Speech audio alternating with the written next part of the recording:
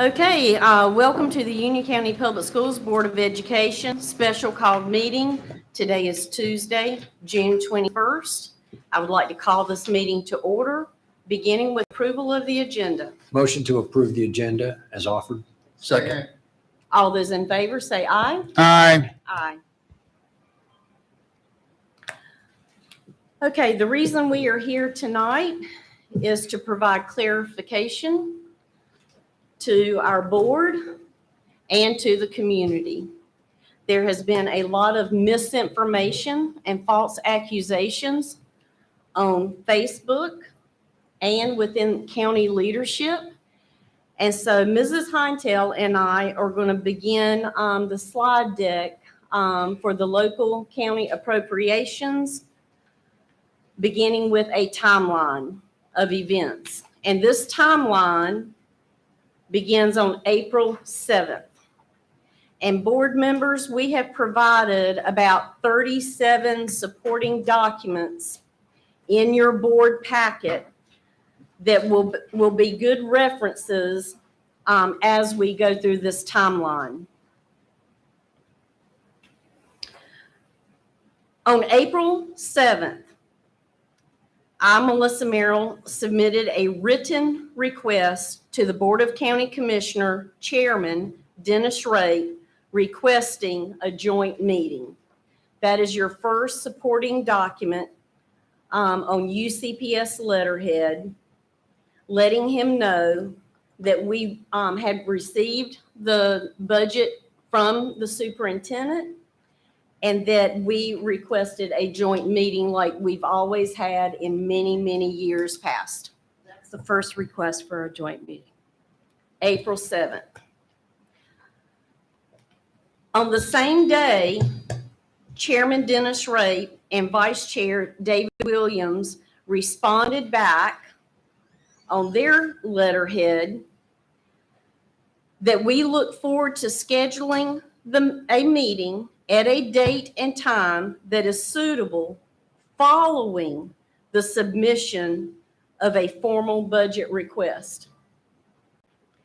So they declined our request for a joint meeting. We usually have 2 or 3 during the budget process. This year we did not have any. So they wanted to postpone it on April 7th.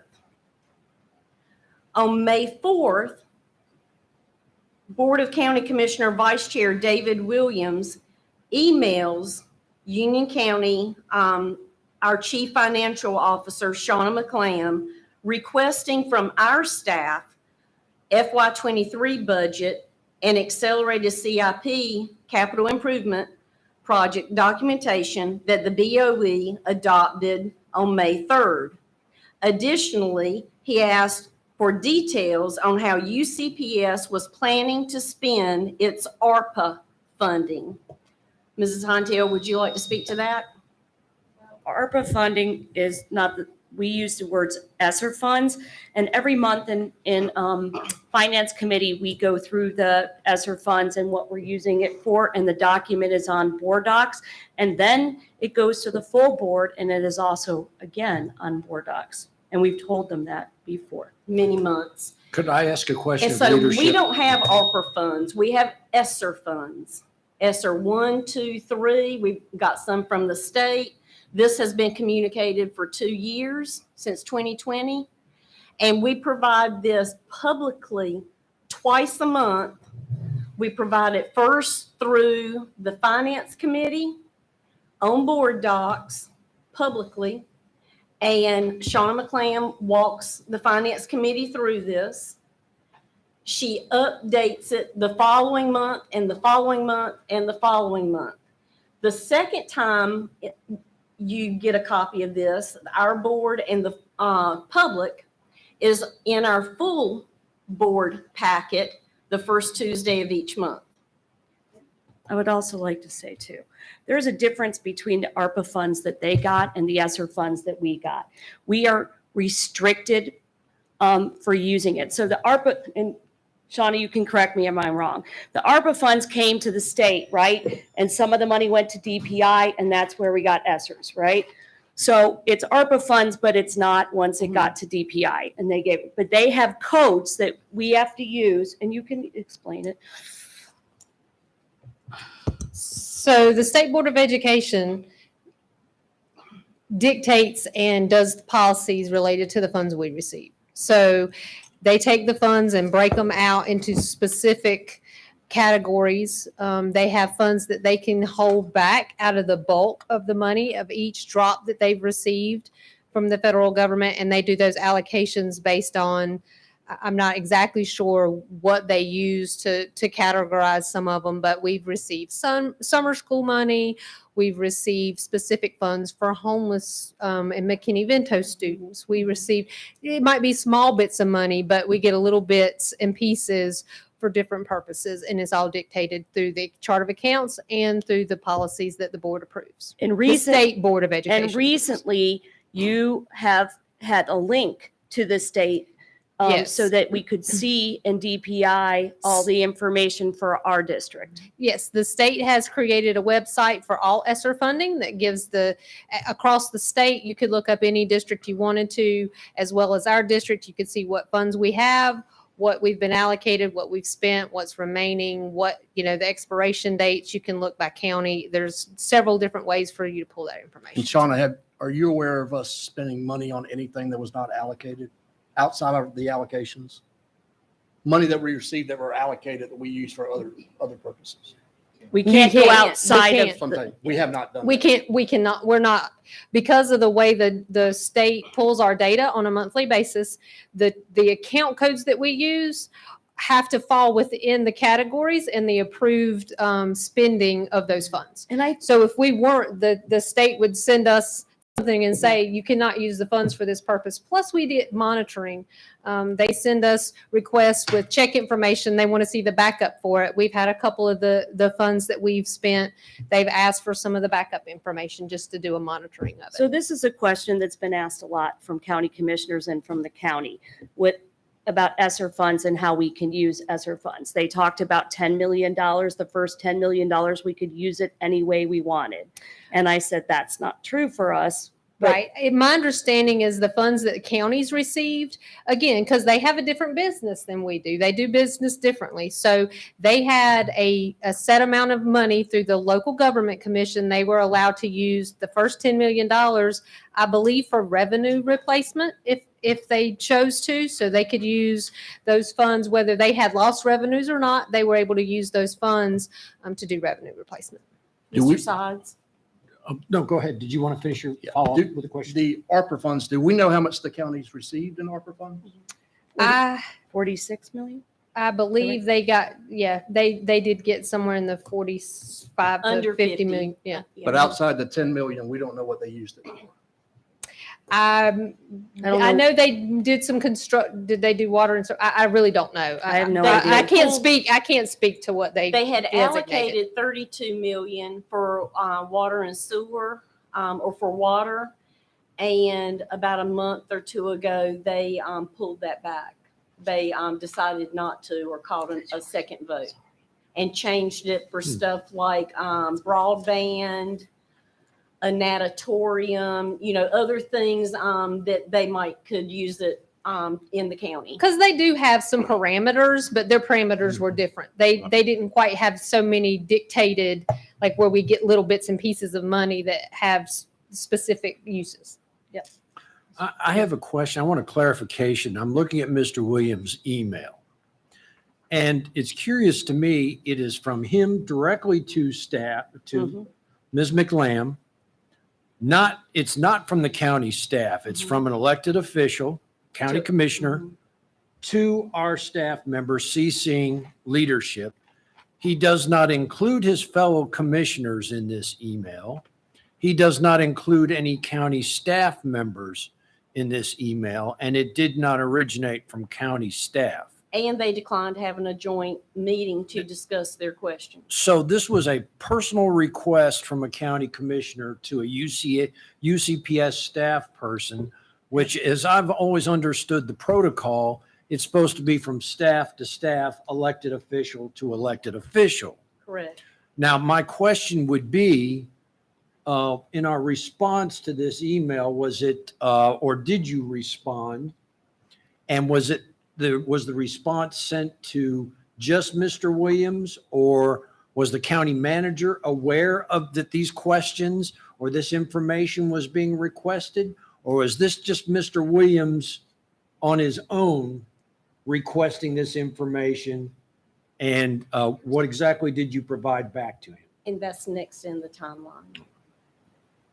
My normal protocol, I didn't look at who I responded. My normal protocol when I receive something like that, I always copy Dr. Houlihan. Mhm. And I will always copy if it's a chair of a committee Mhm. but I always copy board leadership as well. Anytime I respond to any of those kind of questions. In the future, I'd feel free without, if another elected official from another board reaches out to UCPS staff, I would suggest you refer to the chair, Dr. Houlihan, before even lifting a finger, Yeah. frankly. I don't want you dragged into having to respond To two Understand. elected To- boards. I understand. Yeah, to a different board. You But- don't report to the Board of County Commissioners. But that's just the beginning. So let's keep So going. 'cause there's prevention more. real quick and we'll move on. Madam Chair, we have an awesome timeline, and I think we would benefit greatly if you highlighted the timeline. We kind of write our questions so that we can get a succinct thing on the timeline, and then we can just ask Okay. questions, because So- it's very powerful. So Mrs. Heintel and I will roll forward with the next May 4th item. Our CFO, Shauna McClam, replied and emailed back to Vice Chair David Williams that FY23 budget has not been officially submitted. On May 5th, oh yeah, please go ahead. And you have a copy of that. She said, but she did tell him that it was on board docs and the link to get it if he wanted to. Mhm. Because we are transparent and we provide everything to the public on board docs. On May 5th, Board of County Commissioner Vice Chair David Williams emailed Shauna McClam, CFO, stating it would be helpful to get back to a regular receipt of the UCPS monthly reports. So this is, in my mind, worse than the last one. That now he's asking her about the conversion of our accounting system. And Shauna, and we sent it to everybody, her response to it. But county staff has been aware of our conversion all along. And they're aware that the reports weren't going out because we couldn't create them because of the conversion. And I don't understand that if staff knows at the county level, why aren't they relaying that information to the county commissioners? Like, why is the county commissioner asking for this information when their staff knows what's going on? Well, he didn't include them in this correspondence. Nope. No. So again, on May 5th, Okay. CFO Shauna McClam emailed back to him, Vice Chair David Williams, and provided a detailed explanation regarding the current status of Union County Public Schools within the state software conversion pilot, which has made it difficult to produce the monthly reports. And I will put in that county staff has been aware of for a year or more. On May 6th, the Board of Education submitted the local operating and capital budget request formally to the Board of County Commissioners. On May 6th, the Chairman, Dennis Rape of the County Commission, submitted a written request that he would like the board liaisons, and that would be Mrs. Heintel and Mr. Price, to meet with him and Vice Chair Williams to discuss the BOE budget request with their clerk, Mrs. Lynn West, to take the minutes where they would have to review and approve the minutes at the end of that meeting. So can I get a little about in here? So when Commissioner Williams was emailing to Shauna, I took it upon myself to call Mr. Williams and asked him if he had questions that we could get together and talk about it through coffee or whatever, and we can answer your question with Mr. Price. I talked to Mr. Price. We said that we could, there was a day that we could have lunch, and it would be good if we could sit down. And then Mr. Rape called me and said, well, we can sit down, but we're going to have clerks there that are going to keep minutes of the conversation that you're having. And at the end, we have to agree that that's what happened in the meeting. And okay, so I've been the liaison to the Board of County Commissioners. We've been doing it for years now. Never once 6 years. have that, 6 years I've been doing it. Never once has anyone said that we need to keep minutes. And once those minutes are kept, they're public record. And it's not that we were afraid of a public record, but the whole idea of having a liaison is to have a conversation and get everybody up to this, with all the information that we can give them. It's not about having a document that says this is, here's the thing, Todd and I cannot agree to anything in a meeting like that because we're just two people of 9. It's just a conversation. And that's why we went, after talking to Mr. Price again and talking to our lawyer, we came back and said, we're not going to do that. If you want to make it transparent, let's do a meeting of the full board, a joint meeting.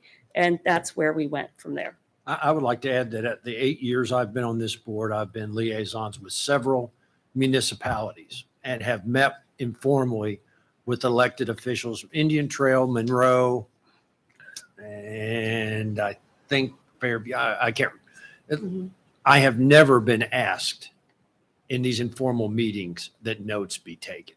This is my 8th budget cycle with Union County Public Schools, and I was the liaison for many, many years with the Board of County Commissioners, and they've never asked for a clerk to show up and record formal minutes that we would have to approve at the end of that conversation.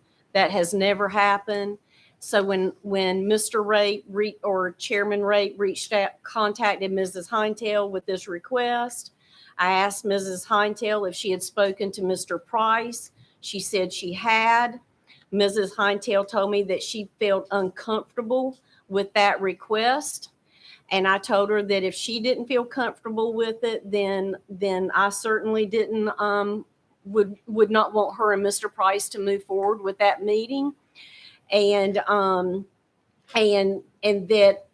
want to go on the record that I agreed with Mrs. Heintel that if they wanted to record formal minutes, that needed to be in a public setting with a joint meeting with all 9 Board of Education members. And I'll go on record of having that conversation with Ms. Heintel to the same. Thanks. On May 9th, Vice Chair Kathy Heintel declines liaison meeting and responds in writing requesting a full joint meeting once again with the Board of County Commissioners. On that same day, May 9th, Chair Melissa Merrill submitted a written response on UPS letterhead to Chairman Dennis Rape and Vice Chair David Williams with 5 proposed dates for a joint meeting. All of these letters are in your supporting documents. On May 10th, the following day, Chair Dennis Rape responded to our letter, our request, but proposed a meeting. This was on Wednesday. Proposed a meeting, a joint meeting on Friday at 3 p.m. May 13th was not one of the 5 dates we offered to the county commissioners. So I think I will stop right there. Kathy Heintel and I immediately spoke. So I was like, I'm not sure that I'm available on the 13th. Kathy, are you available on the 13th? She wasn't sure. So we kind of divided to conquer and contact all of you. And what I learned was that 2 were going to be in Raleigh for a meeting. Reverend Kirkpatrick, Jimmy Benchen, you were both going to be in Raleigh for a meeting. Mr. Sides was flying out of town to go to a niece's graduation in another state. So we had 3 that were out of county or out of state. Matt Helms responded that he could not have a meeting at 3:00 in the afternoon due to work obligations, and the same for Mr. Moriel. Work obligations in your travel schedule, you could not be there on Friday, less than 2 days' notice in the middle of the afternoon. I believe Mr. Price, yours was the exact same. So Can I? the letter that I sent to him said that 6 of us were unavailable, leaving Sarah May, Kathy Heintel, and Melissa Merrill, and the 3 of us, we would not have a quorum and would not be able to speak on behalf of this board. And in a Facebook post, he chastised the board members that weren't available for the meeting, that they should put their elected official hat on first before their work. And I might also remind you, if you look Uh-huh. back in the calendar, that was the Friday before the primary election on Tuesday, a very heated primary. So it's, in my mind, rather curious that we have offered these dates, but all of a sudden there's a sense of urgency for us to meet right before It an is very election. clear why he chose Friday. So moving forward, again, May 10th, Chair Melissa Merrill responded to Chairman Dennis Rape, indicating that May 13th at 3 p.m. would not be possible based on board member availability with such limited notice, that 3 members were out of county or state and 3 others had work obligations. The original dates were again reoffered in this letter. That'll take us to the next slide, May 25th. So as you can see, there's quite a lapse between May 10th, May 17th, and May 25th. County Commissioner Chairman Dennis Rape sends an email to invite members of the Board of Education to the Board of County Commissioner public hearing on June 6th to present any information supporting our FY23 budget. I believe that was at the end of the day. So on May 26th, the next day, BOCC special meeting to review the county commissioners, the county managers' fiscal 23 budget presentation recommendation. And I attended, and Vice Chair Kathy Heintel attended to see what the county manager would recommend to the county commissioners. I'm sorry? Okay. Thought I had left someone out. May 27th. Chair Melissa Merrill responded to County Commissioner Chairman Dennis Rape in an email to confirm that Union County Public Schools would attend the June 6th meeting to present the Board of Education's FY23 budget request, but there was a conflict with board members attending the Sun Valley High School graduation and South Providence that same date. So I followed up on Monday, June 1st, to confirm, saying Chair Melissa Merrill requested in an email to Board Chairman Dennis Rape that the Board of Education would be there to present the information on June 6th, if they could move us up first on the agenda so that we could fulfill our obligations in attending the Sun Valley and South Providence graduations.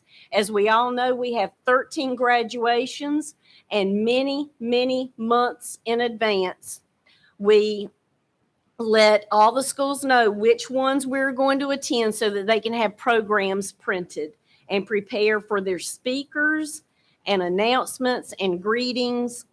So we put in this request that we would be there to attend if they could let us go first on the agenda. And Chairman Dennis Rape did agree that they could do that, honor that request. So on June 2nd, Chairman Dennis Rape's Facebook post regarding it, he has a post, it's a very, very long post on June 2nd that essentially says that the Union County Board of Education has mismanagement of public money. And that supporting document is in your packet. Have the board members had an opportunity to read this Facebook post indicating that we mismanage in public money from the taxpayers of Union County? In there, and I think some board members Dennis talked to when he called them, he said that we had $37 million in capital that we hadn't used. And they had sent that to Sean, and Mrs. McLam was working on that document. But we don't have $37 million sitting around. They've gone through all the projects, and I think we're down to $6 million right now, and that is in here as well. So he wanted to release this to make it look bad, like we were looking that it was looking that way, but he didn't give anybody an opportunity to go back and find out. In this Facebook, there's accusations of that we're not doing ADA projects and things, roofing stuff, all that kind of stuff, which is not really what was going on. There's no mismanagement of funds. The funds for capital are kept at the county. And the county, when we have an invoice to pay for one of our projects, we send that to the county and they wire the money to us to pay for that invoice. We don't hold the money. So I'm not really sure what that means, but there's no mismanagement of funds. I think, and Mrs. McLam said this earlier, our businesses are two different businesses. And so I think it's hard to understand the other business. You have to seek to understand. That's why we wanted to have a meeting with the county so that we could all understand what we were talking about and what's going on with these funds. So that's the gist of what was going on. Go ahead. I'll Sorry. give you a minute to look through that, Mrs. Hinetail. What instigated this was when Mr. Sides requested that the BOCC give us an early advance of $3.34 million of CIP funds so that we could begin painting and carpet projects and many other projects in the schools as soon as the students had their final day, so that we could go through our bidding process, facilities process, accepting a bid, and moving forward with a project and scheduling a project. And I think that's a very important point that she's making. When we get our money for this fiscal coming year, most of our projects aren't done till the following summer because we have to do design, we have to do lots of stuff before that, and then it has to go out to bid. A lot of projects have one bidder, then it has to go back out. Some don't even have a bidder, so that just sits there. And plus, we can't do them when kids are in the building. Right, and we have 10 weeks in the summer to do projects. We have 2 weeks in the winter break, and we have 1 at spring break, and that's it. So we try to get as many projects we can in at the time. But so some of the money, so for last fiscal 22, we're just doing most of the projects this summer because we had to design them, we had to work on it, we had to do all that, and then put them out to bid. And so the easier projects, we try to get them done. But otherwise, that's what happens in the process for facilities. Now, this is the process that we've had to go through in waiting till the following summer when they got rid of the bifurcated budget, and we no longer got true up dollars around February, where we could go ahead and get a jump start and be prepared to do projects in early June as soon as the students were released. Right. Because of the current leadership on the Board of County Commissioners, they got rid of the bifurcated budget.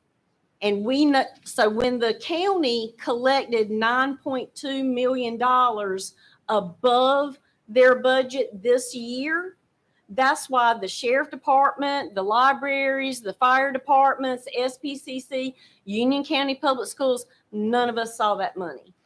And in the Facebook, it says that I begged him not to do it because I didn't want it to be out there. I didn't want him to put it out there because he wasn't, the information that he was peddling is not the right information. Mm-hmm. And he needed to wait to find out the real information instead of going out. And that's why he put it out there. But this is the way it's always been. And I don't understand what's the difference if the county staff knows that. Well, So- hold on. I'm not sure, because in his email, he says the CFO pointed out that they still had 37 million in unspent capital money That's In his their Facebook. on the on Facebook. That's So is that the truth? Did the CFO of Did- Union County not understand, or did he reach out to our staff to get an explanation at all? They clearly do not understand, because. Why didn't they ask? Because they our asked. money.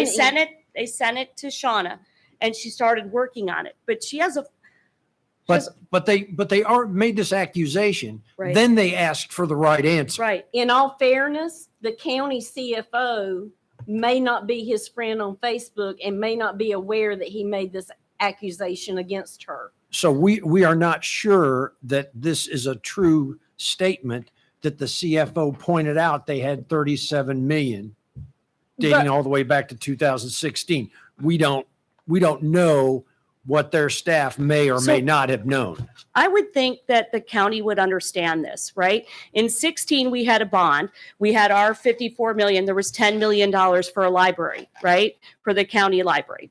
We shared the Cuthbertson land with them, and they issued the bond for that library in Where's that library? I don't think I've seen it. Right. They issued Share, we gave the it to county them. issued the bond in 19, and there's still no library. So they have to have the same understanding of how difficult it is to get bids and to get design. And then when it comes back with too much money, and then you have to redesign it and you have to figure it out. So I would think that they could understand that. So I want to make 2 points. In Chairman Rape's Facebook post, he said they asked the BOCC to release $3.343 million of capital funds early in June so that we could get a jump start on school projects. Now, keep in mind, if he is alleging that we have the money to go ahead and do this ourselves, then that would be inaccurate, because first off, they haven't voted and approved the 23 fiscal year projects. And secondly, the money that we do have from years past are in certain buckets, is what we That's call what about I it. was going to say. And you cannot take money from one project to use on a different project. They would have to approve that. So you can take it from project to project as long as it's in the same bucket. category. Right, same category. And we've done that in the past because bids are higher right now than we estimated before, and we've done that. But right now, we can't take anything more from what we need. And so we'd have to go in front of the county to do that. Can you So- give us an example of that, Ms. Hintel? So for Safety and example, security. there may be funds in the savings from projects, right? So let's say we thought it was going to cost us $40,000 for an ADA project and a bathroom at a school, and it'll cost us $30,000. So the $10,000 just sits there. It just sits there because that's what's in their account. that bucket, in there at their bank, not ours.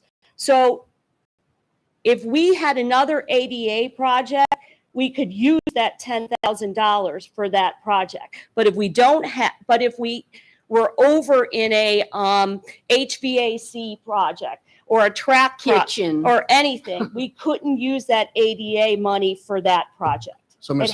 Eitel, to make it clear, the money they're alleging we have is in their account, not our account. Yes, Correct. yes, always. And So we get the operating money in 12 right? 12 installments. So they take the 116 million and divide it by 12, and that's what we get every month. But for the capital, she has to send an invoice over. They have to approve it, and then they wire the money, and then we pay the invoice. That's how it goes. So in the past, we've had some savings that we can use for bids that were over what we had, and that was great, but we're done with that. There's not a lot there that we can take it from. But we can go to the county if we want and ask them to use a different bucket for a different project. Does that make sense? Okay. so I'm just going to end on Okay, this. sorry. Yep. He tells the public that there are a lot of untruths, half-truths, and right-out lies being told about the county commissioner meeting coming up on June 6th. And he repeatedly says, let that soak in. Let that soak in. Let that soak in. Well, I want to urge this board to let it soak in that what he suggested to the public that we could do with the money in their account is not possible. Okay. June 6th, Chair Melissa Merrill, Vice Chair Kathy Heintel, and Gary Sides attended the County Commissioner public hearing and spoke. Chair Merrill presented the local current expense budget, the operating side, and Vice Chair Heintel presented the capital budget. Mr. Sides spoke towards the bond request, and Dr. Houlihan requested additional funding to the sheriff office to hire additional SROs to expand coverage over our 30 elementary schools. On June 8th, Chairman Dennis Rape submitted a written request to Board Chair Melissa Merrill with a request needing a written response by Friday with less than 2 days. And we were able to, this information was provided back to the Board of County Commissioners so that they could make a better informed funding decision. That was on June 8th. So we stopped everything we were doing, and Shauna McClam and her staff were able at the last hour pull all of these documents and reports together and send by Friday to Chairman Rape. And that would go June 10th. Melissa Merrill submits all requested information in writing. And everybody has a separate, it's in the stack, but it's separate too, if you can see that response. Have we had any acknowledgement of or any follow-up questions to any of this information that was submitted?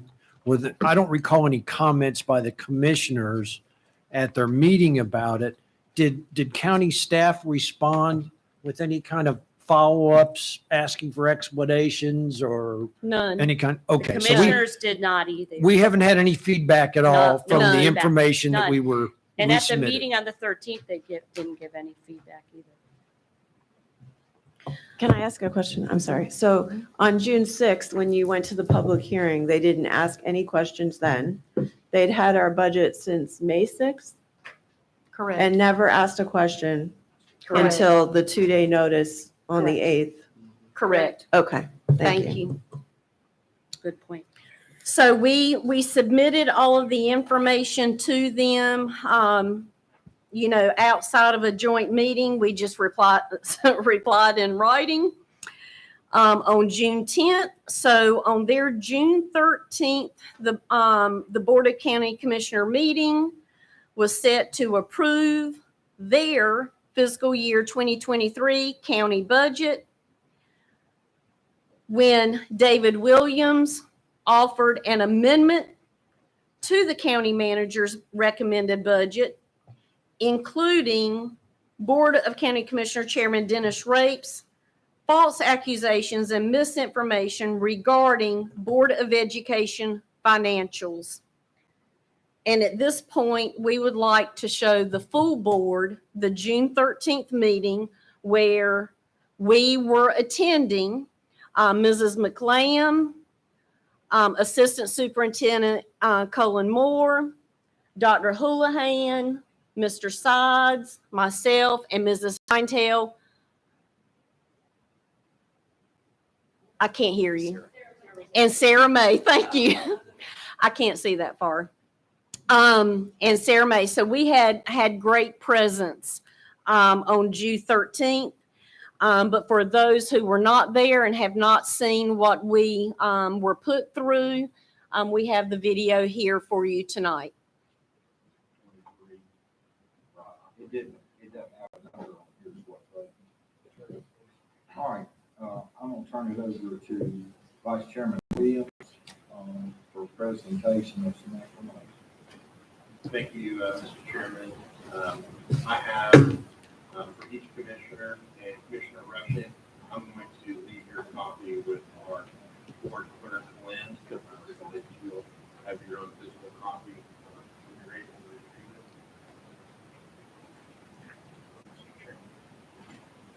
it. And this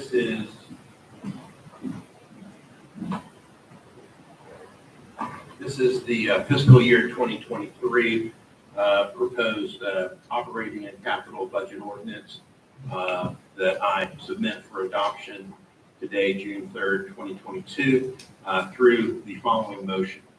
I'd like to move to adopt this county manager's recommended budget with the following changes. One, $116,450,157 to the Union County Public Schools for current expense, $19,122,311 to the Union County Public Schools for capital, and $1 million shall be allocated to the general county government for the purpose of employing additional school resource officers, otherwise known as SROs, specifically to include 4 deputies and 1 sergeant to serve in elementary schools. Mr. Chairman, that is my motion. Okay, roll call vote. Commissioner Hales. Vice Chairman Williams. Aye. Commissioner Rushing. Nay. Commissioner Simpson. Aye. All right, before I vote, I'm going to make one little discussion. I was appalled to find out about the unallocated fund balance of $29.2 million at the school. We've always funded what you need, and it appears we've overfunded. And that's off of your last meeting. Also, the $23.9 million of unencumbered capital improvement money. So I just wanted that in the record, $29.2 million of fund balance. And this came from unpaid teacher salaries and supplements that have been accumulated over the last few years. Not true. Well, Mr. Sides, it is true, and if you speak, Incorrect. I will have you removed if you don't be quiet. Going to show the record your information is incorrect. Well, you know what incorrect is. We tried to meet with the board twice. One, we were going, I go into that. we were gonna do it, and we told them we were gonna, take minutes of it. And they said they would not meet with the liaisons if we took minutes. It's called a formal meeting. Ma'am? And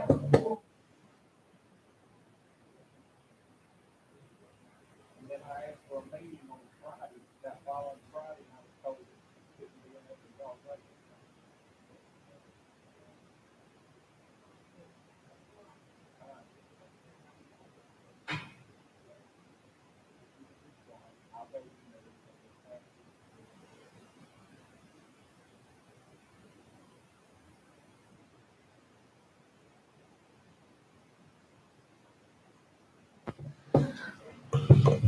Reverend Kirkpatrick. For him to make a statement of that, where is he getting his information from? So the $29 million that he's talking about is in your package. If you, yeah, can you? The last two slides of your deck, not the last page, but the two before it. Right. So this is from our June 30, 2021 financial statements. I've circled the $29 million that was referenced in Mr. Rape's comments. I want to explain to you all, which our auditor does annually when he comes to speak to the board. When you look at that far right-hand column at the bottom, $29 million, his statement said unallocated, $29 million in unallocated fund balance. That fund balance number includes restricted funds, assigned funds, and unassigned funds. So when you look at each column, each fund, you can see a cross on the far left side that'll tell you restricted funds. We have open encumbrances at year end.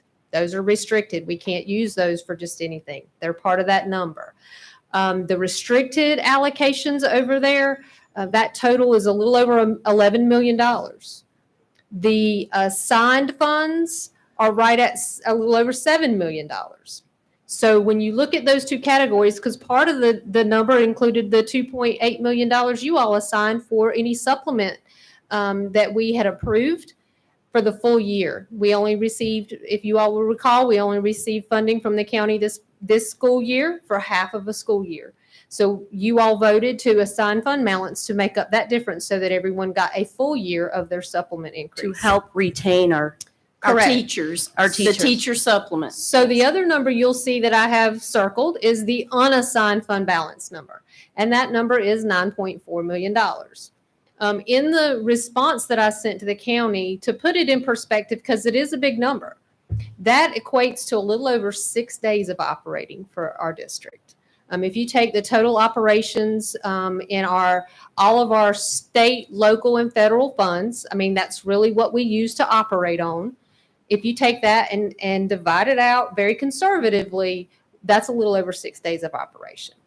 I will also point out there's capital outlay and individual school funds that are included in that $29 million number.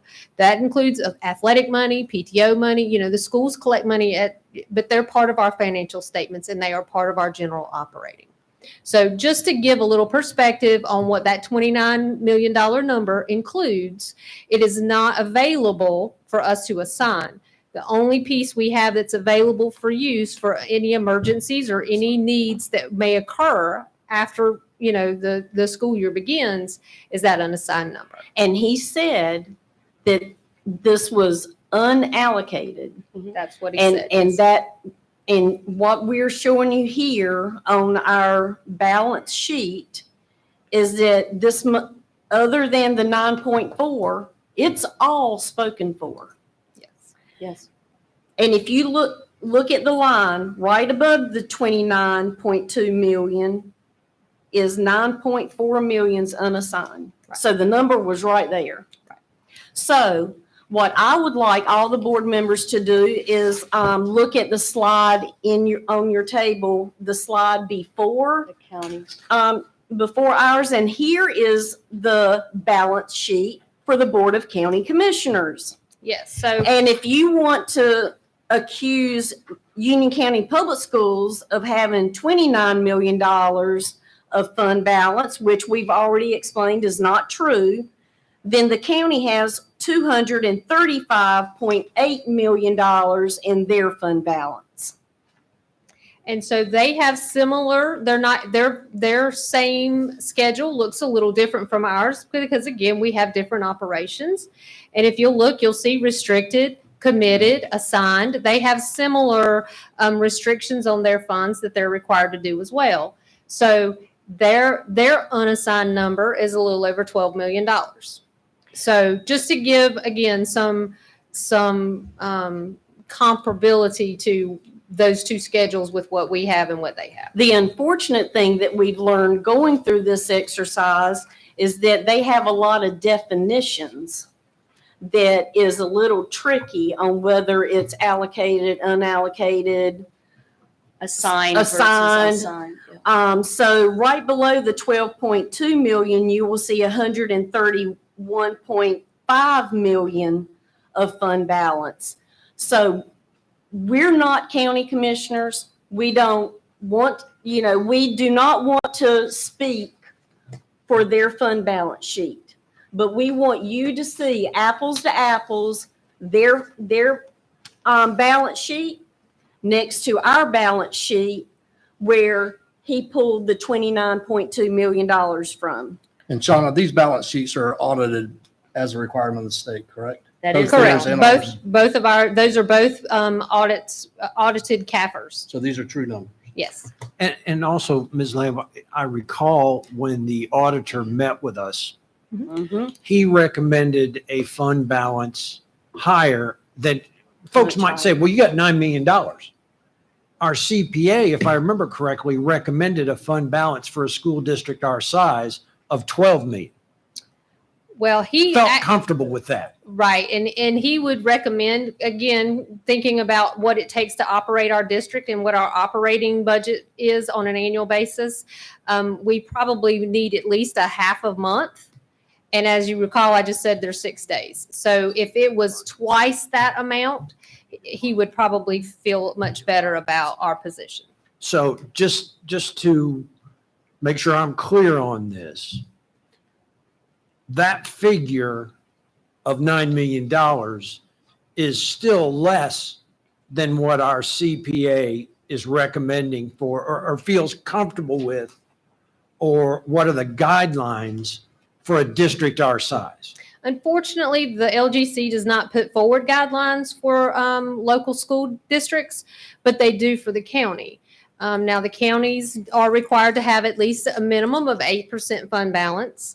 Our county has a policy that they have a 20% fund balance. And in their financial statements, it does reference that the 235 is actually 43.9% of their annual operating expense. Okay. I have a question about the unassigned fund balance. Did we get that because we used unpaid teacher pay and teachers supplements? It seems to me that we put $2.9 million into teacher supplements. Correct. So From our fund balance. Right, So when you look at to give to the right teachers. when you Because look they wouldn't fund the full thing. correct when you look at our financial statements, we get funding from multiple sources. So as we've talked about before, we maximize our dollars as best we can. So we've utilized the influx of ESSER dollars. Plus, remember, last year we didn't have a full operation. We were still operating on an abbreviated schedule. I would venture to say there are many districts across the state and counties that experience some savings in their operations, but as long as we're utilizing all those funds together, local or your general operating budget is the only place you ever have the ability, if you were to have an emergency, that's the only place you have to go. And one of the commissioners also asked about teacher vacancies and vacancies in our district and what we're doing with those funds. My understanding that we have to have subs We for pay the the teachers. subs. We have contracted things. We're down in facilities. We're 62 custodians down. So we contract people to do stuff for us, and that's where the money goes. It's Correct. So we have overtime pay. Okay. Anytime we have gaps, we have overtime pay. We pay teachers for planning periods when you can't find. I mean, there's still students in our buildings that need to be educated. So we still have expenses even when there are vacancies. Okay. That does not equate to savings in a school district budget. No, because we're paying overtime and contract employees. Right. You're paying subs, you're paying, if people are out on a leave or, you've got a lot of things that go into that. Yes. So, okay, no, go No, ahead. I want to move to the 23 million, so just everybody understands. Yeah. Okay. Okay. Are we Question, are we with our unassigned fund balance, you said that includes PTO money. Does that also include booster club No. money? No. It Don't does not misunderstand. Not the Up unassigned. there When on we it. talk about the $29 million number. Yeah. That number includes funds the schools Gotcha. hold. where it says Make sure individual schools? Yeah. That's that includes $4.3 million Yeah. because they're just part That's of a our big chunk. audit. Yeah. Yes. Yes. So the $23 million that we were also talked about was capital. Mm-hmm. So that $23 million number originally came from the first round of us going through the $37 million list of funds. And if anybody wants to go in the small packet, it's in there about halfway through. Right. So initially we went through what contracts had been issued, what expenditures did we have in the works, and we tried to, as quickly as we could to respond to their request. We did more detailed work after that to get down to how many things do we have right now that are out for bid or in design, and that we know once the design pieces are done, we will be going out for bid and we'll be allocating those funds. That's where you see I think it's $6.3 million. I've got it in front. So Board members, that's how, we has everyone provided them gotten to- notes. And wanted to at least state that even that $6 million number will potentially be allocated once we can get into the design phases of some of these others. But like Ms. Heintel mentioned earlier, there's a lot of projects that we've put out for bid, we've had to go back and redesign, or we didn't get a bidder, or we've had to bid multiple times. So sometimes when you see multiple years, that's the result of some of that. Plus we had COVID in the middle of all this. So, it's there's a lot of factors I think that should be considered in these discussions. You go through all that. We're not hiding or doing anything with 23 million. And again, they hold the money. The 23.9 does not even exist anymore because it's been used down to 6.3, correct?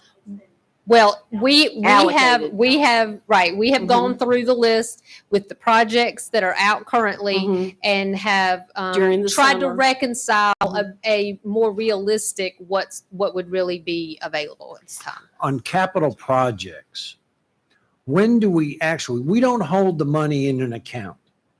When do we actually receive the funding from the county on a capital project? So we're going to do a new roof on Cattle. Okay. When do we get the money? When we give them, work when is we give done. them an invoice, I said that earlier. Well, okay, so let's take it down to like the very minimum. When they approve the budget, Mhm. they have funds that they put in set aside, and there's an account code with the county that they have. These are your funds for this year. In the county's bank account. And the county has the funds.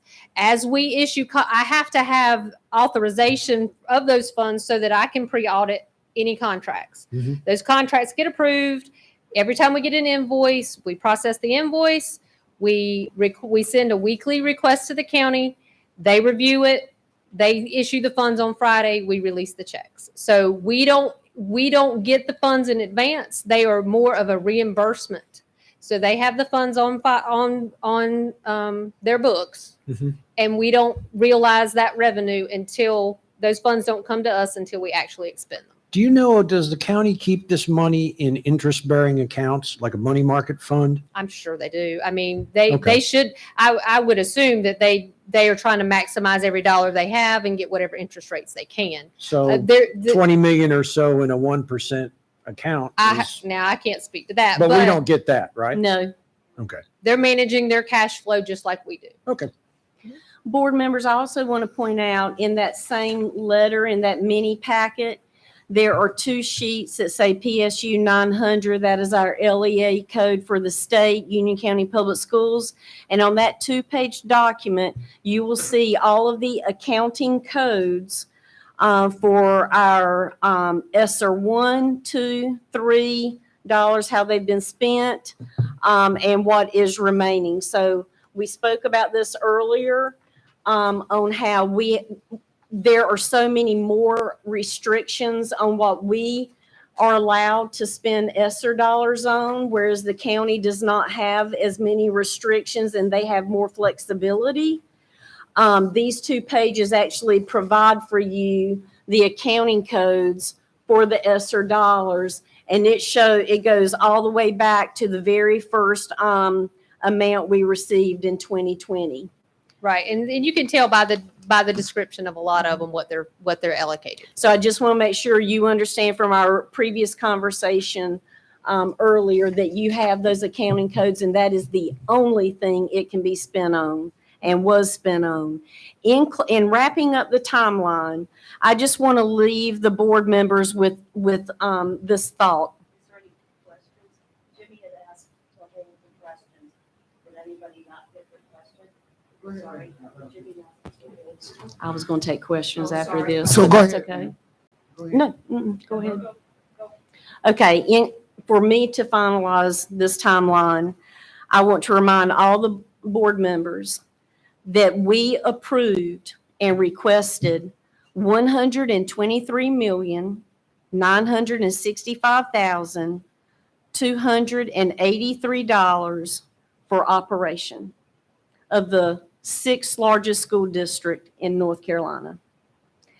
We requested $23,310,575 to maintain 53 campuses in this county. This was not approved, and what was approved is $116,450,000, $157 in operating. So that is roughly 8.5 less than we requested.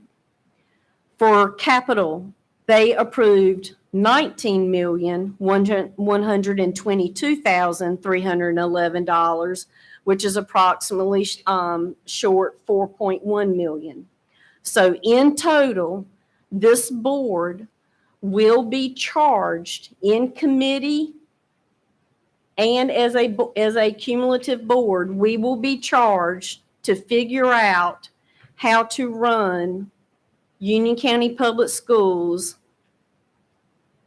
now that we did not receive $12.5 million from our request. Now, I do want to go back to the $116 million that we will have in operating.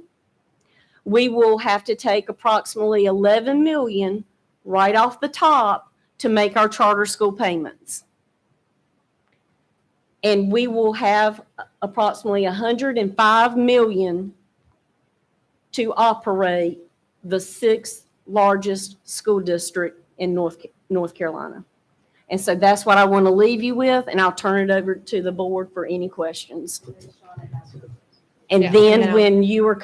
when we have answered the board's questions, we will turn it over to our Chief Financial Officer, Shauna McClam, to take us through where we are, with what they approved, what was in our budget that will no longer be approved. Any questions? You want to go through Shauna's thing first and then take questions? Or? I think we should go through the timeline and then the financials. Are there any questions from the timeline conversation?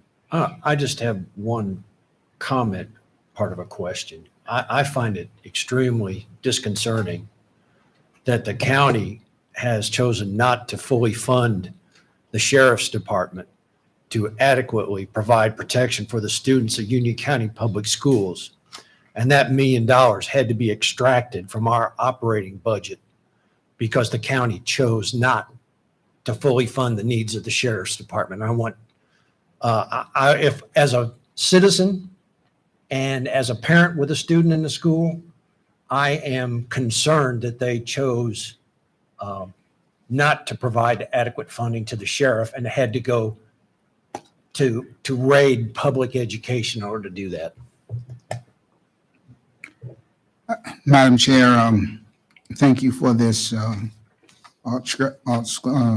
extraordinary and well put together timeline for the citizens of our county. The citizenry desires their public officials to work well with each other. They have a way of letting us know when we do that well, and they have a way of letting us know when we don't. And I just want to make sure that we're doing everything that we can from a Board of Education standpoint to make sure that we are providing the citizens with the correct information that they could make those kinds of decisions. And I believe this timeline today has done just that. One of the questions that I've been fielding from, like many of you, is this issue of fund balance and money holding. And Miss Shauna, I just want you to say to the public for us, as it relates, and I think when they hear this, even if it's repetitively, when they hear this and they truly understand who is the keeper of the key when it comes to holding funding. Can you share with the citizens of Union County who has the money in their account for funding? So the district receives 1/12 on a monthly basis at the beginning of the month of our local operating. Our capital account is received on a reimbursement basis, and the bulk of those funds are held in the county's accounts and at their office. And I want the citizens to understand that, because this conversation that our chair has outlined has been spoken about as if Union County Public Schools has their hands on these monies in an account that we can write a check from directly, and the citizens need to know that is not the case, that our monies comes from county government that allows us to operate. Our chair just outlined what we've been budgeted for this year, what we requested, both capital and operational, and what we receive from the county. And so when conversations are being had in the public square that Union County Public Schools is hoarding, be it 37 million, be it 29 million, or be it 50 cents, that is in fact not the case, because those funding sources and mechanisms are controlled by county government. Our general operating and capital is, yes. And so, Madam Chair, I think that it would be my hope that the citizens of our great county has heard that today.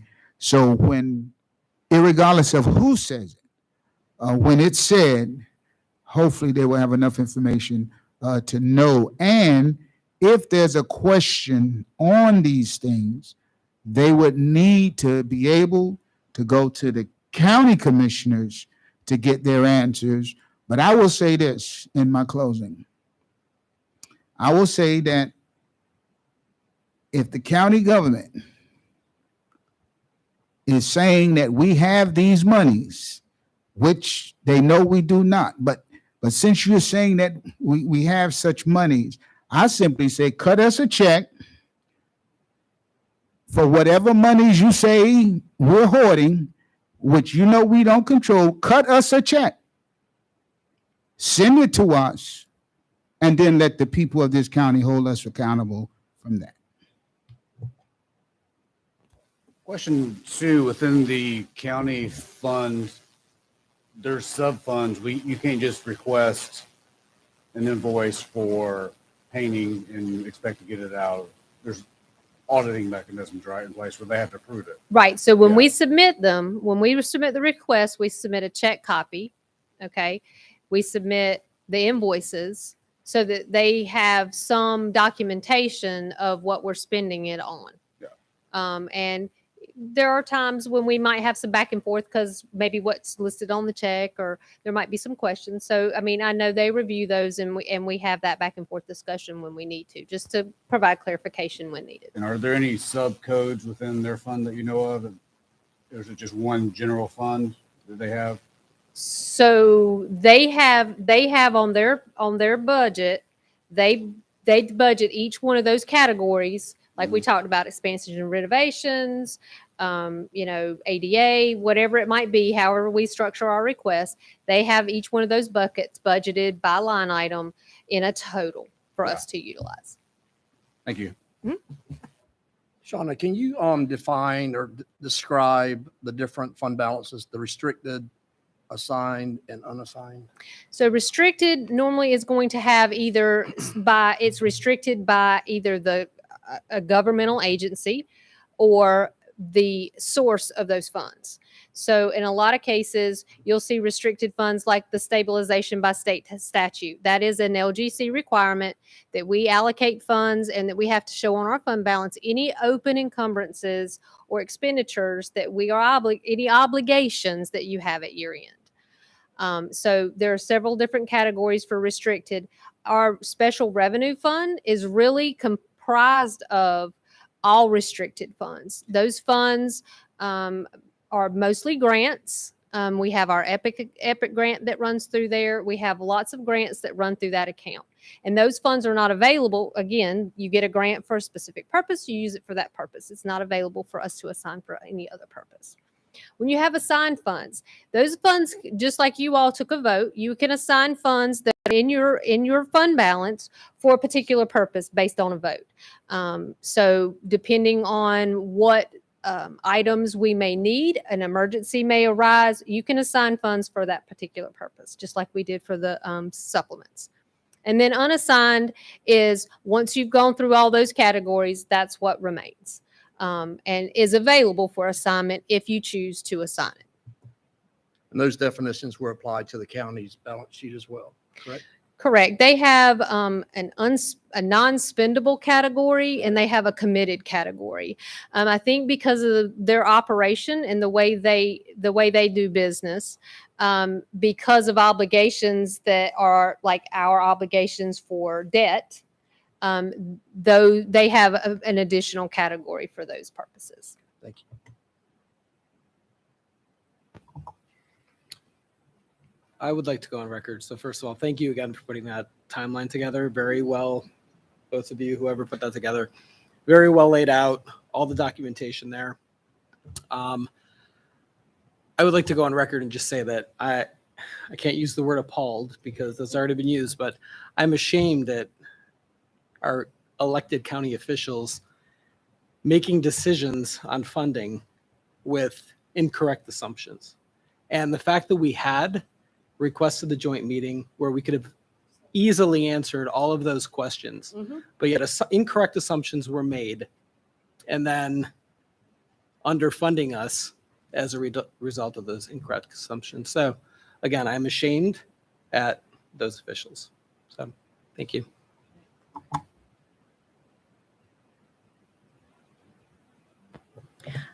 Okay, if there are no other questions or comments regarding the timeline, I say we go to the next slide and turn it over to Shauna McLam to take us through the financials. Yes. So, this slide is intended for what is it that we do our budget for? What are our primary goals when we put together a budget? Do we feel that the citizens of Union County want to maintain the high performance that they've experienced in our school district, and how that looks post-pandemic? Of course they do. The answer is yes. We always want adequate funding for all children in Union County that attend public or charter schools. So there's a graph, which I didn't notice the lines got a little out of whack when it PDF'd, but there's a chart at the bottom just to give you an idea of our projected ADM enrollment for this coming year that DPI provides is 40,717. Now that could be adjusted once enrollment numbers come in. We get the best one of two, which is either our 20th day or 40th day.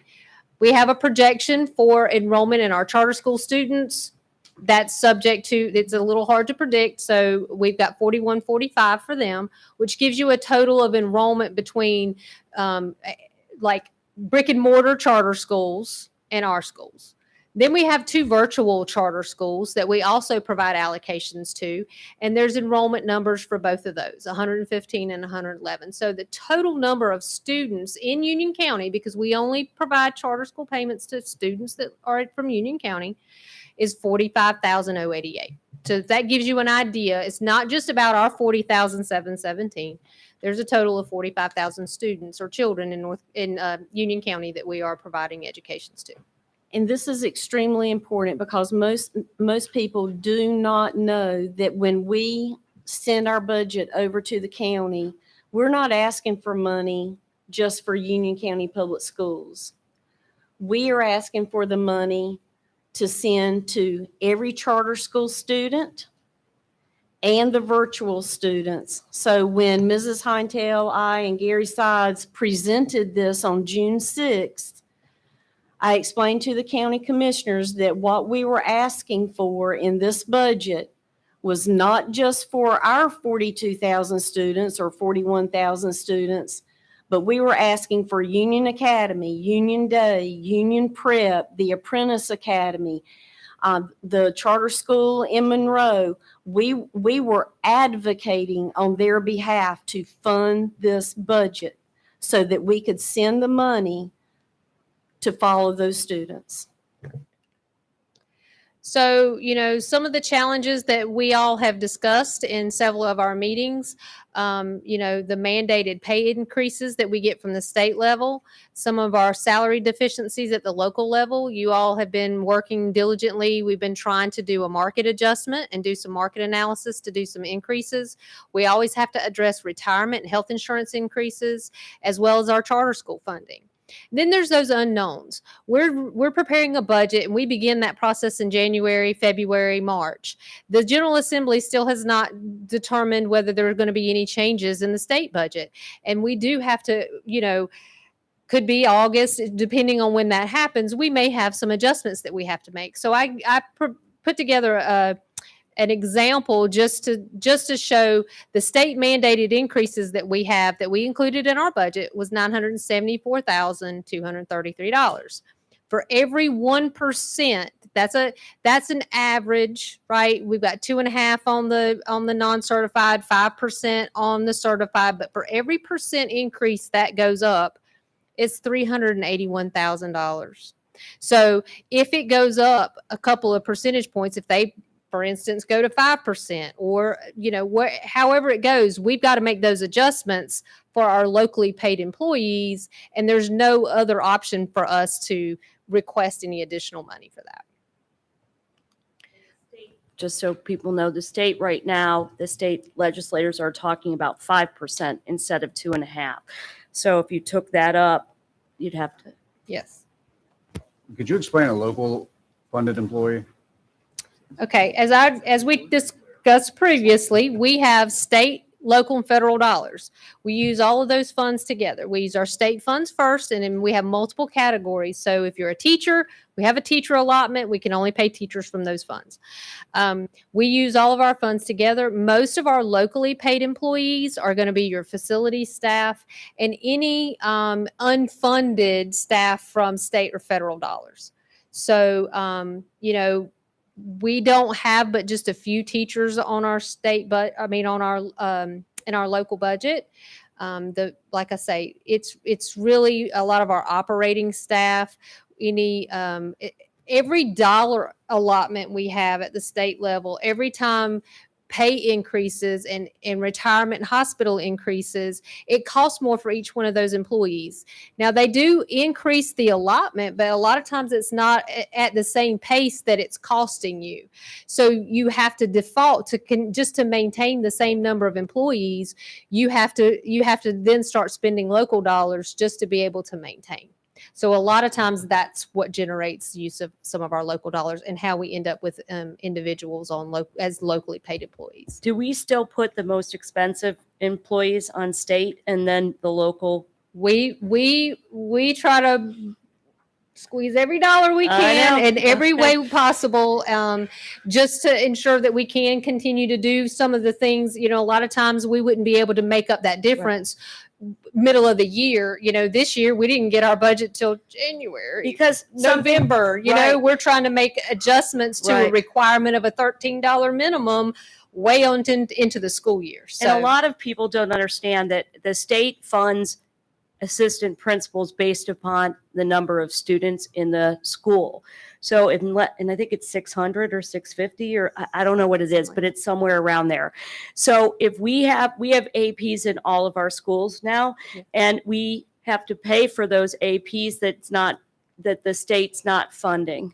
Right. Above and beyond. Above and beyond, because I don't know, when we first moved here 11 years ago, the APs shared. They'd be at one school 2 days a week and then, or a week there and the next one there. And it's nice to have the APs there because we need them. Right. I mean, those are local decisions that you all make that, And just going back to safety and security, Right. can you imagine our principals running a school without an assistant principal because it's not funded by the state?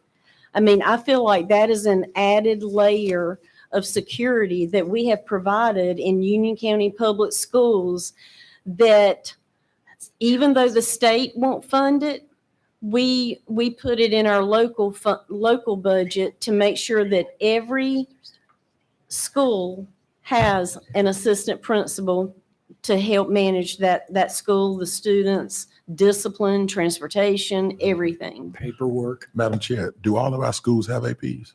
They will next year. We voted on that. Ooh. We voted on that. So yes, all 53 will have an AP. So, I mean, these are just some high level, what our annual budget objectives are. You all are working now on our next round of strategic plan. We roll that into our budget priorities every year. And a lot of these things you'll see, effective and efficient operations. That's always a top priority. We try to reallocate, move things around just to be able to forward those increases that we have to. So that was just something just to remind us all what our original annual budget objectives are. So this is the funding that Ms. Merrill went through. This is what we've actually been allocated and what the BOCC approved. So our current year, and this is a similar slide to what was in our original budget presentation. So you have the FY22 county appropriations. You have what the increase they just approved on the 13th. Our new FY23 appropriations by category, which is showing you the unfunded amounts on the far right side. So if you look, $4.9 million is the increase we received in our local operating. We got $646,000 in our local capital, which is a total of $5,550,760. That's 4.27% of an increase over last year. Well, hold it. I saw on social media that one elected official was saying that both UCPS and SPCC received 5% funding increases over last year. The allocation that we will actually receive that was approved in that motion, the $116,450,157, when all of those increases total, it's 4.27%. I think he forgot to take out the $1 million when he was doing the math. when they removed $1 million to put into their into their general government fund to provide four deputies and one sergeant. And the interesting thing was that they added money to SPCC's budget to make it 5%, just like we are, but now we're at 4.2. Now, if that $1 million that has been taken from us, if because of delays in obtaining equipment, hiring the manpower, training, let's say they don't spend all of that million, which is very possible because here we are, July 1 starts the new fiscal year, and SROs don't just grow on trees. Do we get the balance of the unspent funds from that $1 million? Does it revert back to us? No. The mental health therapist, when they took that over, we don't have a clue. And we know that we don't know how much money's left over. We don't know. I mean, we're down 4 for the count, right? So they basically, they took the $1 million, but if only, let's say 500,000 of it is actually spent because of the lag, then that extra 500,000 would revert back to the county's fund balance? It would become part of what we discussed earlier in their fund balance, most likely. So just to piggyback on your question, Mr. Sides, I'm sure you might remember the comment when we were there on June 6th. One of the commissioners said that they would not be satisfied until SPCC and Union County Public Schools got the same percentage, and they didn't understand the difference between SPCC and Union County Public Schools. So I just want to go on record that we have 53 campuses. We're trying to fund 45,000 Union County students, whether they're actually in our building or virtual or have chosen a charter school. So 45,000 students versus SPCC. I don't know what their numbers are today, but I think it's somewhere around 2,500 or less students. But that they're also funded through Anson County, and we receive no funds from Anson County, and I believe they have 2 campuses. And many of their programs since COVID have been virtual. I'm not sure if they have completely gone. Have they gone completely 100% in person? Okay. So, for anyone who doesn't know the difference between a community college funding mechanism over more, they get multiple counties funding 2 campuses versus 53 campuses and 45,000 students is a very significant difference in funding. Yes. So to put it in perspective with what we've received, our current operating in FY22 is $111,546,045. We have the $2 million that we need to allocate for the remaining need of a full year of supplements. Plus, we have the FY23 mandated budget needs, which, as we reviewed, was retirement, hospital insurance, and potential salary increases that the state would do, plus the increases in our charter school payments. That totals to $116,190,648. Of the allocation that we were provided from the county, that leaves us $259,509 to address any of the remaining needs that you all had in your $123 million budget. And as a reminder, when you go to FY23 for charter school payments, that is just the increase. Yes. We estimate that our FY23 payments will be $11 million. So that's why we were advocating so hard. And then I have the slides again as a reminder. This is what Ms. Merrill presented to the county commissioners on June the 6th with the highlights of the items that would potentially be unfunded. You can see the 1764603, which is the mandated section there. And then the 850 for the charter enrollment. So you can just see how all these numbers, again, I sort of started with the summary, but then here's the detail of what we just can you go discussed. back to the other page, please? Thanks. So a lot of the stuff that we asked for was investing in employees, right? Correct. The mandated stuff is all employee stuff. Yeah. And then we needed facilities because they've been taking our facility trades, teacher assistants and assistant principals. The teachers are not, certified staff is not getting an increase in for the 15 to 25 years. And for the National Board teacher credentials. So that totals $6.7 million for our employees out of our request. Interestingly, I found today that the county they're investing in employees this year for their fiscal 23 budget, and it includes $7.256 million for their investing in their employees. So $500,000 more than what we asked for our employees. They're spending on their employees. And how many county employees are there? I'm getting there. Okay. So we have 5,100 employees. They have approximately 1,100. So we asked for 6.7 million for our employees. The county asked for 7.3 for their employees, which they got, correct? Yep. And here we are. Yes, they approved $7.25 million for merit increases and other compensations. Yeah, So it's the same kind of things that they have a 3% annual merit pool. They have retirement contributions. They have health and dental insurance fund, stabilized health insurance fund, separation allowance, which is something back from 13, and class and compensation market adjustment. And this is only half of it because they funded the rest of it last year. So it would be even more. I want to stress that a year ago,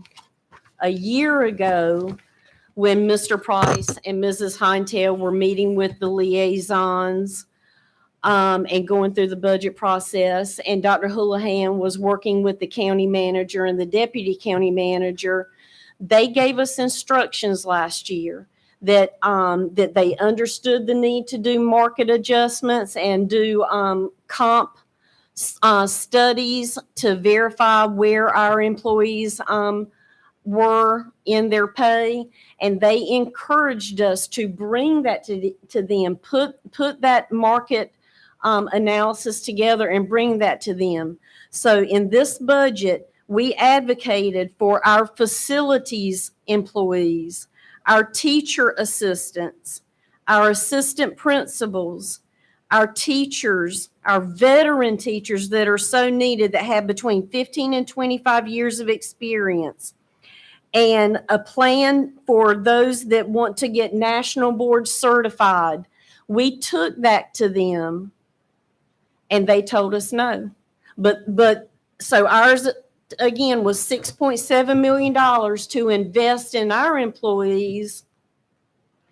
And when they presented their presentation on the county government side for their 1,100 employees, they requested $7.25 million and approved it. And I think that if we had been able to sit down with them, we could have had a conversation about the needs of getting employees to stay here, retaining them, and getting them to come here. And that's difficult sometimes because we bump up against Mecklenburg and what they pay and what their supplements pay. So I think it would have been important to have that conversation with them. We talked about it in the little bit that we could, but that's a big deal, especially since we can't compete with them for our facilities. And that's a really hard thing to have to say. I think it's important for citizens of the county to understand what's going on because it's important to everybody. And I would ask for parents and residents of this county to email the county commissioners about this. It doesn't seem to be right. Madam Chair, Yes. going back to one of the slides that were presented, the email that was sent to them, the dates that you proposed for all of us to meet. Did they ever say why they overlooked our dates and came up with their own date? Never acknowledged it. never spoke to the date and came up with their own date and the 3 o'clock time frame where most of you are unavailable. Did they also mention, Ms. Heintel, when asking to speak with you and Mr. Price, why they would like to go that route instead of speaking with all of us? The discussion with Mr.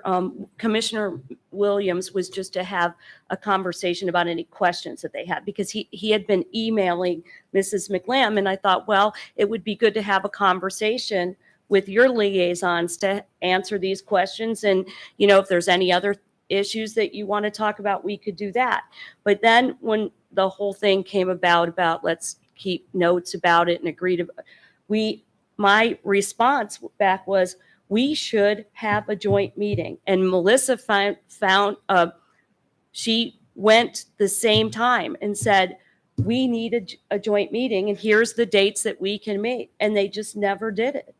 And I want to explain the dates that we selected. I sat down with Mrs. Morris in her office, and we went through our calendar knowing that we had 13 graduations, committee meetings, appeals that needed to be held.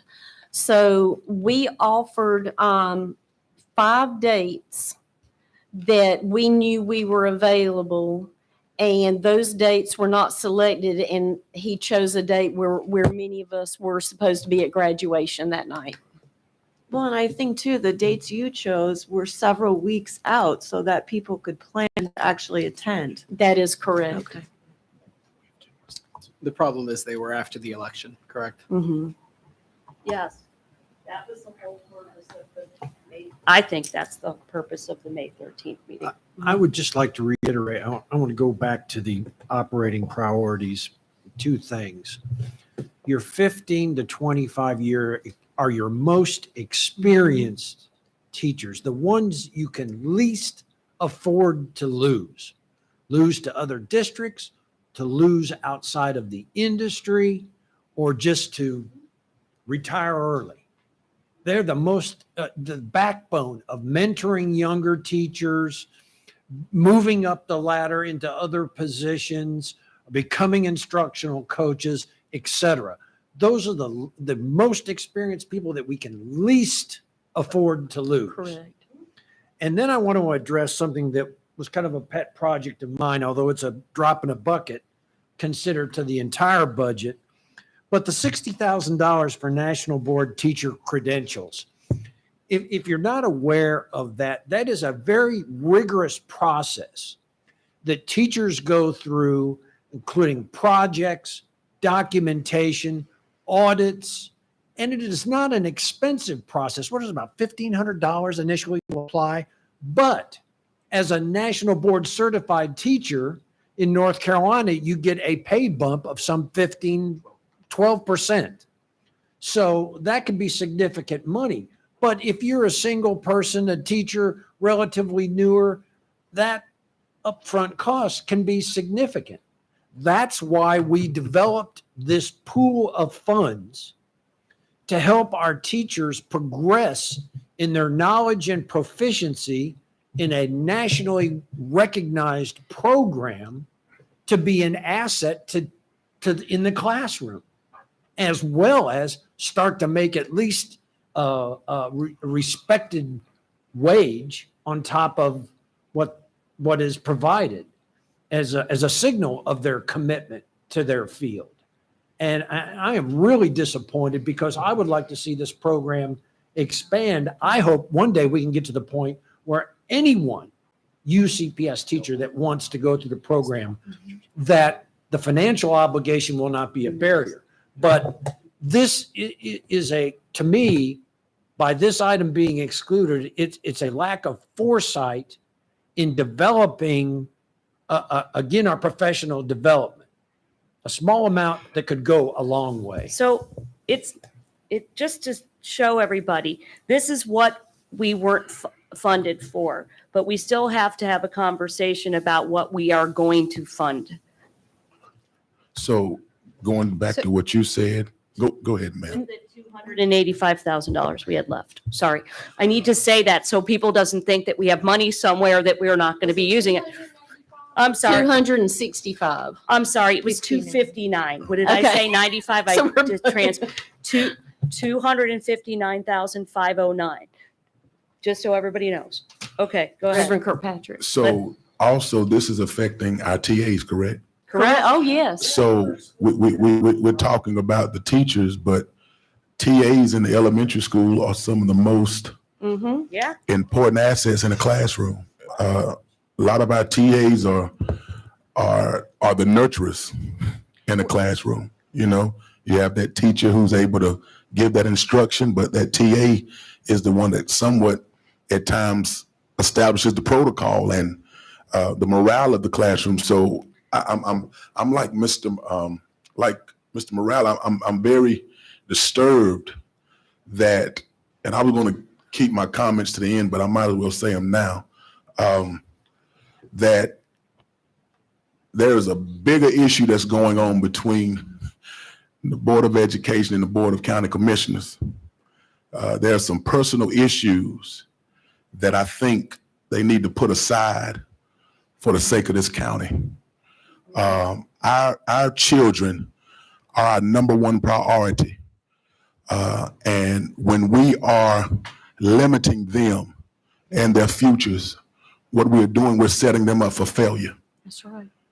And it is disturbing when we see, and we talk about we are the number one county or number one school system, and that sounds really good. But there are some things that are not documented that a lot of our teachers and our TAs and our faculty and staff are doing to serve underserved communities and these students. And it is very frustrating when we already are experiencing these challenges, and now, because money rules the world, we all know that, and our teachers need to get paid. Everyone needs to get paid, and we need to have teachers in the classroom. A classroom struggles when they have a substitute teacher. Mm-hmm. A classroom struggles when they don't even have a teacher at all. There are some some schools in District 1 that I know of for a large percentage of the school year for special need classrooms did not have a teacher. And that is a problem.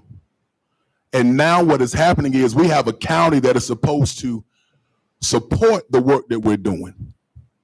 And I've come to the realization, not even the realization, but the maturity in my life that I may not always agree. I think I've said this to Miss Melissa one time before. We may not always agree, but I'll always respect you. And what I am seeing right now, that there is no respect that is given for the work that our teachers in this county is doing. And we've heard all of the information. We've seen the slides and we've seen the emails. But the question is, in order for us to really serve this community the way we need to, county commissioners and the school, we need to there needs to be some type of moving past whatever for the sake of these kids, because it means nothing for all of the facts to be presented and we still have a tennis match after tonight, and our children and our families are still going to be underserved. So I'm hoping that they're listening, because I'm listening and trying to figure out in my mind. That's why I've been quiet a lot in writing, because I'm trying to figure out, where do we go from here? What are we going to do? What are we going to do if we do not find what should be priority? And it is these children. And when there are no teachers and teachers feel as though they are not appreciated, TAs, and I had to have a conversation with some TAs who reached out to me about why are we not getting a raise? I said, it's not us. It's not us. I had to let them know it's not us. And so we have to figure out what are we going to do? What are we going to do? I'm literally sitting here trying not to cry because these kids are going to suffer when the classroom is not properly set up the way it should be, when the schools are not properly set up the way they're supposed to be, when schools are deprived in certain areas, when they need certain things and they don't have them. And then we're dealing with a lot of our families on the eastern part of the county who are already in poverty. Nelson Mandela said, education is the way to get out of poverty. Education. And some of our students have been put in situations that they did not deserve. And they deserve to have a classroom, to have a safe haven, to have support, to have a structured environment during the days that they are away from home, because some of them, this is their only lifeline. It's their only lifeline. And so again, I am truly bothered by what has been presented tonight. It's one thing to speak facts, but it's another thing to speak lies. And from what I am gathering tonight, that there have been some lies that have been presented on behalf of us. And again, I say we don't always agree, but they lied on us this time. Reverend Kirkpatrick, I agree with every sentiment you just shared on investing in the students of Union County. And again, that is not limited to the ones that come into our brick and mortar. Again, this budget was advocating for all the charter school students, for the funding to follow them, and the virtual students. It almost feels like sabotage to me, Reverend Kirkpatrick, because it's almost like when they should have been excited that our county was named the #1 performing school district in the state in the midst of a global pandemic. It's almost like they have decided to completely burn us down, to take public education out. That's what it feels like to me. And when you say you don't know, you feel like crying, I felt like crying all the way here tonight. And the only strength I've had is to sit here with my other eight board members so that hopefully we can come up with a plan. Where do we go from here? So thank you for your comments. And I'll just turn it back over to Shauna so she can wrap it up with capital. So I put together, here's your capital request. I have an unfunded section, basically the unfunded section for, we've been talking about the categories. These are the categories the county would fund us on based on what we request. I've done a weighted average, really, on the unfunded side, just to give you some perspective. You all will have to go back and do that work in facilities to determine what projects will be completed and what we might have to push to another year, as well as the cybersecurity line items that we asked for in addition. We have to leave the laptop leases there because the county has to sign off on those. They know when we do those leases, it's a requirement that they commit those funds. And then we have our annual band equipment. So then that leaves us with the unfunded of the 4.188 that I should put on the previous summary slide. Are our county commissioners computer literate, do you think? Do they not understand in today's environment the potential and the number of attacks public school systems are under from the dark web, people that would seek to disrupt our internet capabilities and to shortchange us in the areas of cybersecurity in this day and time is totally irresponsible. If our computer systems are interrupted, even at one school, it could be devastating for the recovery of that information. If your accounting system is attacked in central office, Don't even say that. Don't even talk about that. Don't even put that out there, Gary. see, So here's the thing: we have to take. We have to take this, what they've given us, and we have to look to see what we can do. I understand. So it's going to go back to finance, and then it's going to go back to the full board. I understand. So I know. But for I them understand. to initially look at this and dismiss this item I is understand. ridiculous. But I'm, Irresponsible. But wait, I'm gonna say something, and it may. So Shauna just put numbers over there. It wasn't like they said we're not going to fund the computer. Can you put it to the? It Well, doesn't. something else have to he go didn't- they because didn't- we they realize just how gave- high a wait. priority it is. They gave us 19.1 million. They didn't say, well, you can't do the cybersecurity or the core data. They said, we're giving you $19 million, figure it out. So we have to go Right. back to facilities, Yeah. finance, and the full board to figure this out. And you're right. The hard part of this is the employees. And I think that's the hardest thing that we have to deal with. And it's bad. Yeah. So, A lot of work ahead. but I just want to say that. And now the hits just keep on coming. So there was also an approval from the county commissioner to submit a bond request to the local government commission to include on the 2022 ballot.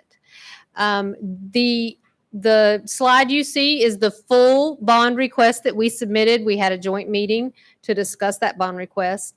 The two items at the top are the ones highlighted in yellow. Those are the two projects that the county agreed to submit for consideration on the 2022 ballot. So those are the only two projects that will be on the 2022 ballot if approved. Those two were the most expensive.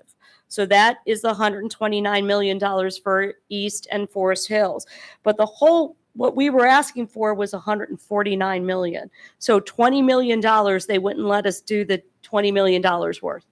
A fraction of a tax rate. The debt service was a fraction. It was a fraction of. after paying for our own bond in 2016. And not even that, but if everybody remembers that we asked for a bond in 2020, right?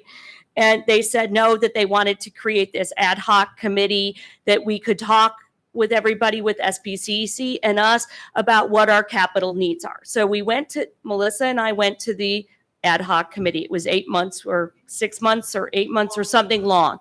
And we had to come up with a 10-year plan. And so this was the first part of the 10-year plan. So the most critical. And what's been out there, and I think some people are putting out there, is that we asked for $880 million. That's not what we asked for. We asked for $149 million. And our 10-year plan was at $880 million. It wasn't for this year. It was just for that. But we went through all this. We did exactly what they wanted it to do. And then they come to it and say, yeah, we're not going to do that. We're just going to do these two. But then they don't flinch on a Right. $900 million water and sewer project. Right. And so it was just disappointing. If they had approved it back in 2020, it would have cost what, $20 to $30 million less than what it is now. And interest rates would be lower. Yes, and interest rate would have been lower for the bond. Could I ask you, go back to that ad hoc committee. Uh-huh.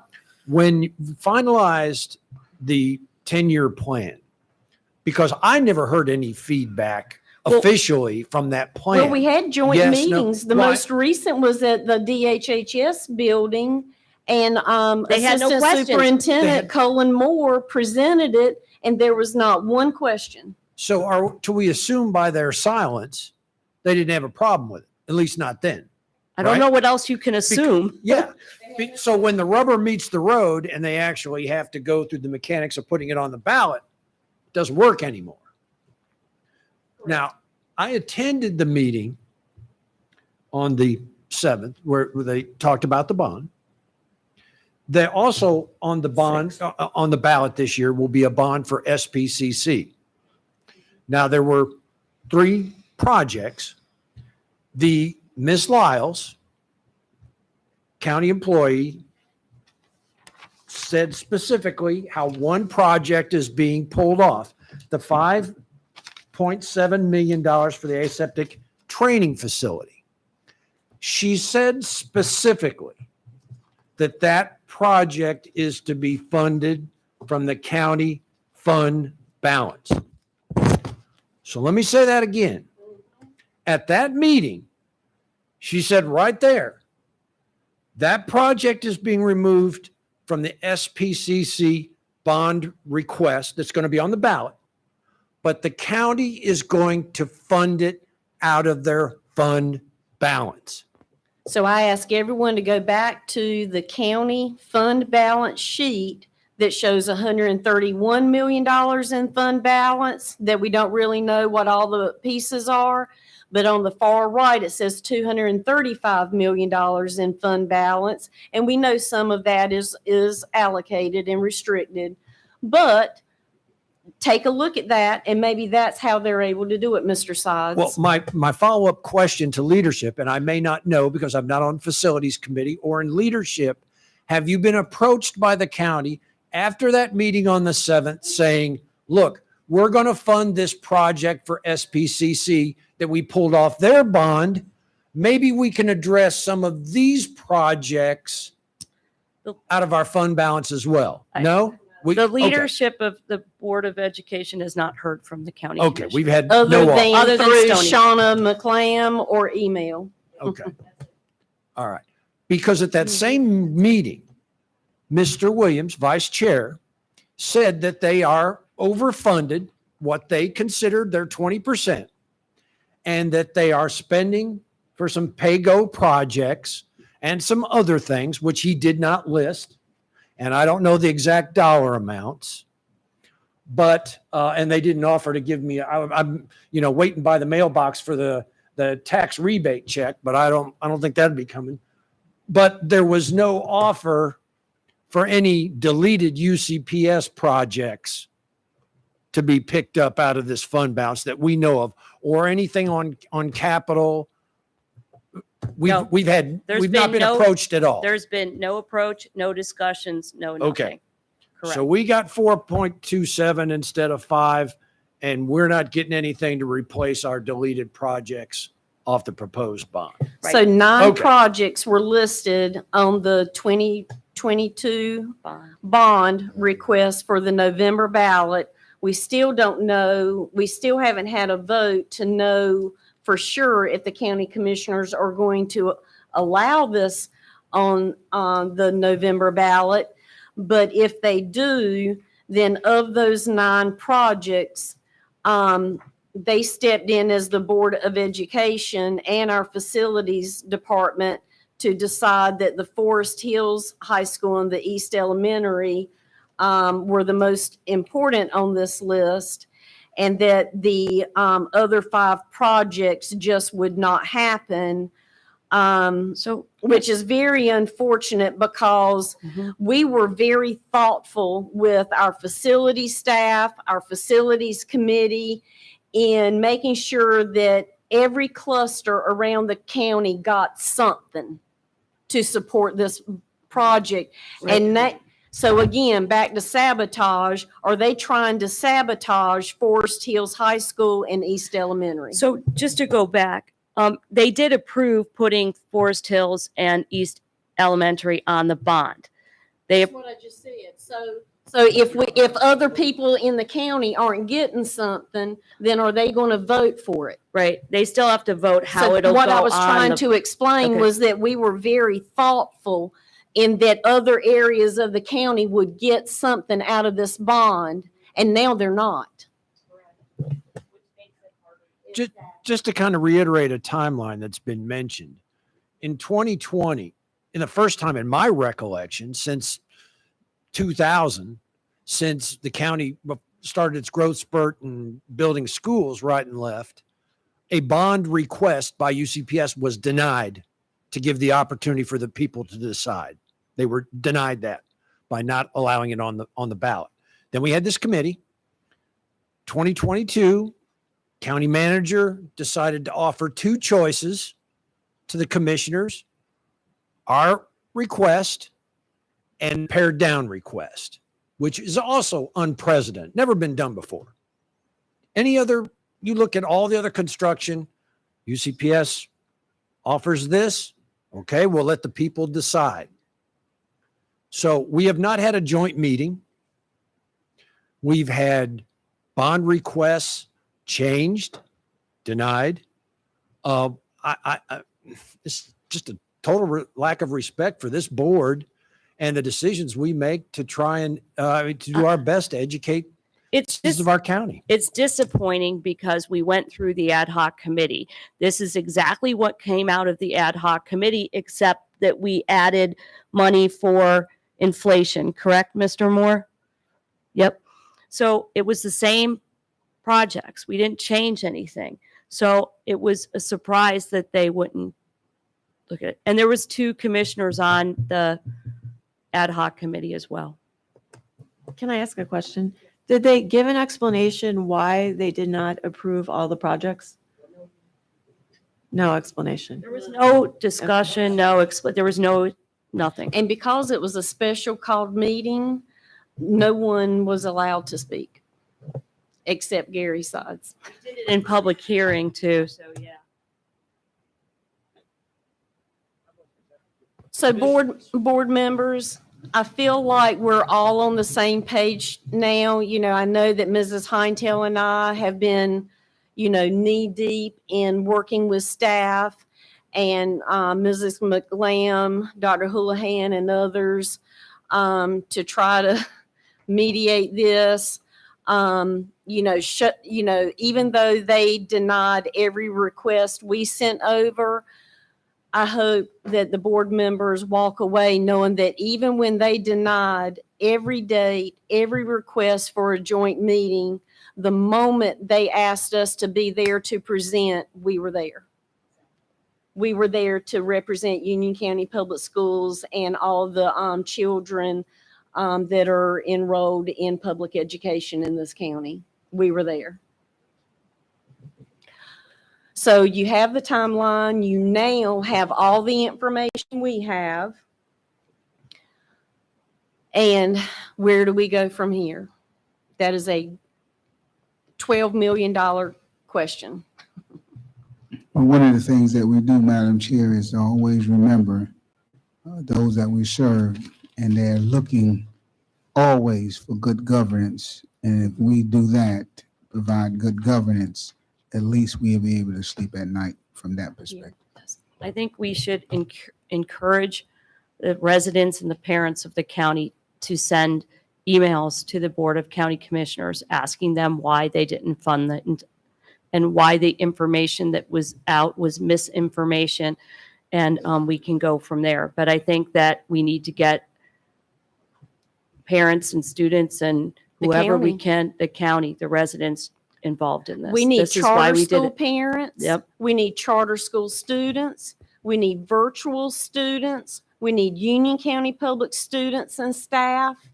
We need facilities, TAs, our teachers, and our assistant principals. We need all hands on deck to advocate for this county because it's worth fighting for.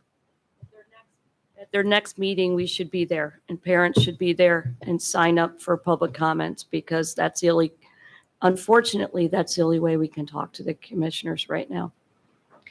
That's how it's been. We spoke in public hearing about our budget when we were there. We've had commissioners show up at your place of business unannounced, asking some of you to flip your vote and change your votes. We've had social media misrepresentation saying there has been mismanagement of public dollars, which I believe we have 100% cleared our record on that tonight. We began asking for a joint meeting on April 7th, again and again and again. And we're also willing to not attend graduations if that's what it took to ask for this funding. So in closing, I just want to say I believe we're going to have many more conversations around this. And unfortunately, when Union County Public Schools receives less, that also means that the charter schools are going to receive less. And I do hope that they will come join us in fighting for this funding. If there are no other questions or comments, So, I will accept a motion to adjourn. so moved. All those in favor say aye. Aye. Aye. Thank you, everyone.